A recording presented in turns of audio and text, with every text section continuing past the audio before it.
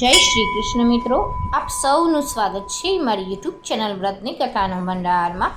આજે આપણે આ વિડીયોમાં સાંભળવા જઈ રહ્યા છીએ ગજેન્દ્ર મોક્ષની કથા વાર્તા। કહેવાય છે કે આ વાર્તા સાંભળવા માત્રથી જન્મ મરણના બંધનમાંથી છૂટી જવાય છે અને ભગવાન શ્રી હરિ વિષ્ણુના વિશેષ આશીર્વાદ પ્રાપ્ત થાય છે।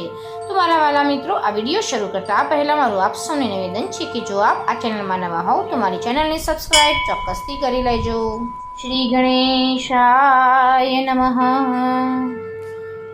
મારા વાલા મિત્રો, આ વાર્તા શરૂ કરતા પહેલાં મારું આપ સૌને નિવેદન છે કે આ વાર્તા સાંભળતા સાંભળતા તમારા મનમાં ભગવાન શ્રી હરિ વિષ્ણુનું રટણ ચોક્કસથી કરજો, જેથી કરીને આ વાર્તાનું ફળ તમને અને તમારા પિતૃઓને મળી તમારા પિતૃઓનો મોક્ષની પ્રાપ્તિ થાય। ક્ષીર સમુદ્રમાં ત્રિકુટ પર્વત પર એક બળવાન હાથી અનેક હાથણીઓ અને બચ્ચા સાથે રહેતો હતો। ઉનાળાની ગરમીમાં તે એક સરોવરમાં પરિવાર સાથે જળક્રીડા કરવા માટે ગયો। હાથી જળક્રીડામાં તન્મય છે તે સમયે પ્રારબ્ધની પ્રેરણાથી એક બળવાન મગર આવી હાથીનો પગ પકડી લે છે। મગરની પકડમાંથી છૂટવા ગજેન્દ્રે ઘણા પ્રયત્નો કર્યા પણ છોડાવી શક્યો નહીં।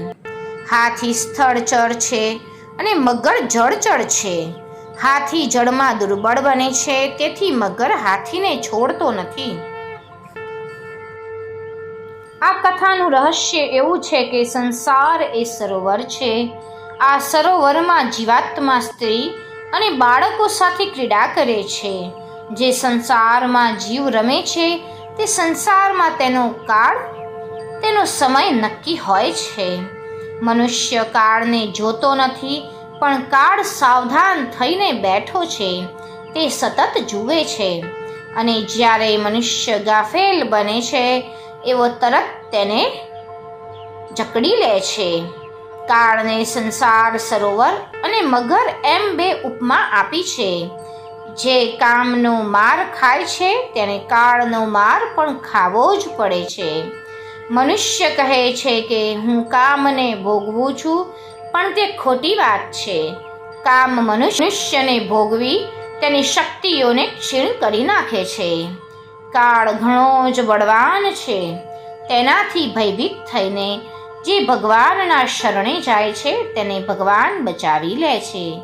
મગરે હાથીનો પગ પકડ્યો છે, તે જ રીતે કાળ આવે ત્યારે પગને પહેલા પકડે છે।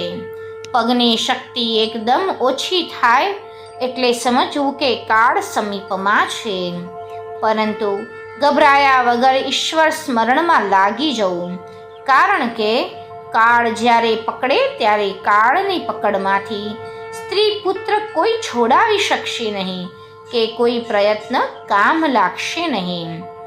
કાળના મુખમાંથી શ્રી હરિનું સુદર્શન જ છોડાવી શકે છે। ચક્ર મળે તો આ મગર રૂપી કાળ મરી જાય છે। હાથીને મગરથી બચાવવા હાથણીઓ અને બચ્ચાઓએ ઘણો પ્રયત્ન કર્યો, પણ કોઈ જ કામ લાગ્યો નહીં। મગર હાથીને ઊંડે ને ઊંડે લઈ જવા લાગ્યો। આ હવે મરશે જ એમ માનીને હાથણીઓ અને બચ્ચાઓ તેને છોડીને નાસી જાય છે। ગજેન્દ્ર હવે એકલો પડી ગયો। એકલા પડે એટલે જ્ઞાન જાગૃત થાય છે। જીવ નિર્બળ બને એટલે જ તે ઈશ્વરને શરણે જાય છે। ગજેન્દ્ર નિરાધાર થયો, તેને ખાતરી થઈ ગઈ કે હવે મારું કોઈ નથી, એટલે ઈશ્વરને પોકાર પાડે છે।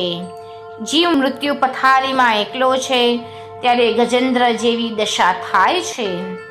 અંતઃકાળે જીવને જ્ઞાન થાય છે, પણ તે જ્ઞાન કામમાં આવતું નથી। તે વખતે શરીર એટલું બગડેલું હોય છે કે કંઈ થઈ શકતું નથી। મનુષ્ય ગભરાય છે કે મેં કોઈ તૈયારી કરી નથી, મારું શું થશે? જ્યાં ગયા પછી પાછું આવવાનું છે તેવી મુસાફરીની મનુષ્ય ઘણી જ તૈયારીઓ કરે છે, પણ જ્યાં ગયા પછી પાછા આવવાનું નથી, ખોટી મુસાફરીની કોઈ તૈયારી કેમ કોઈ નથી કરતું? ગજેન્દ્ર આ પ્રમાણે આર્દ્ર બનીને શ્રી હરિની સ્તુતિ કરે છે. કાળ પકડે ત્યારે જીવ કેવો ગભરાય છે.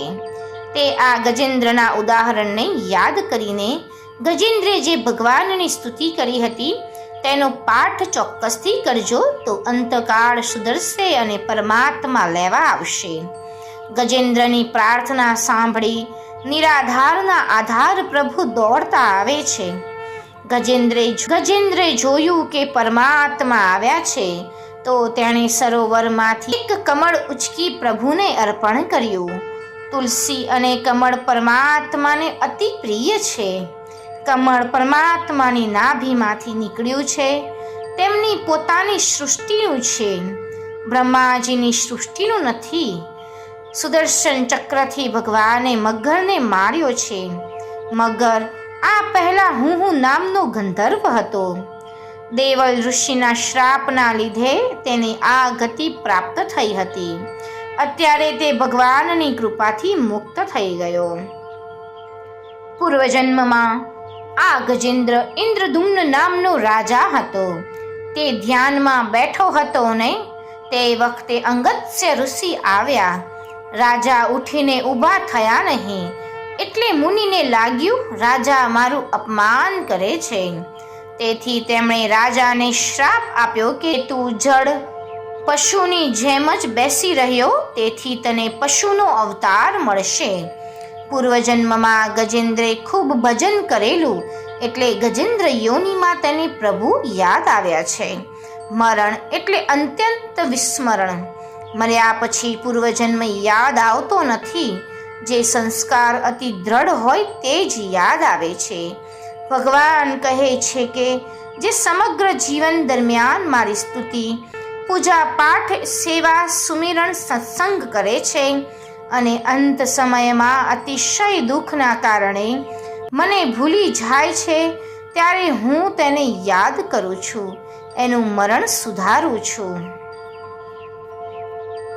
અને આમ ભગવાન શ્રી હરિ વિષ્ણુની કૃપાથી એવા ગજેન્દ્ર અને તેની સાથે મગરને પણ મુક્તિ મળે છે.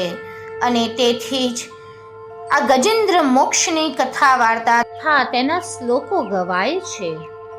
અને બધાને મનુષ્ય જન્મ આવો શ્રેષ્ઠ અવતાર મળ્યો છે તો ભગવાનની કૃપા દયાથી દિવસમાં થોડો સમય ભગવાન માટે ચોક્કસથી નીકાળી ભગવાનની પૂજા પાઠ સ્તુતિ ચોક્કસથી કરો, જેથી કરીને ભગવાન શ્રી હરિ વિષ્ણુના તમને બધાને ખૂબ જ આશીર્વાદ પ્રાપ્ત થાય અને અંતે ભગવાનના શરણોમાં તમને સ્થાન મળે. બોલો શ્રી શ્રી હરિ ભગવાન વિષ્ણુની જય. બોલો શ્રી ગજેન્દ્ર મોક્ષની સ્તુતિની જય.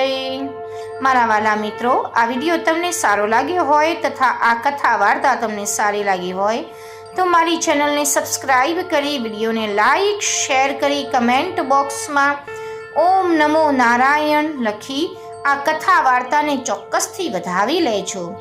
ધન્યવાદ.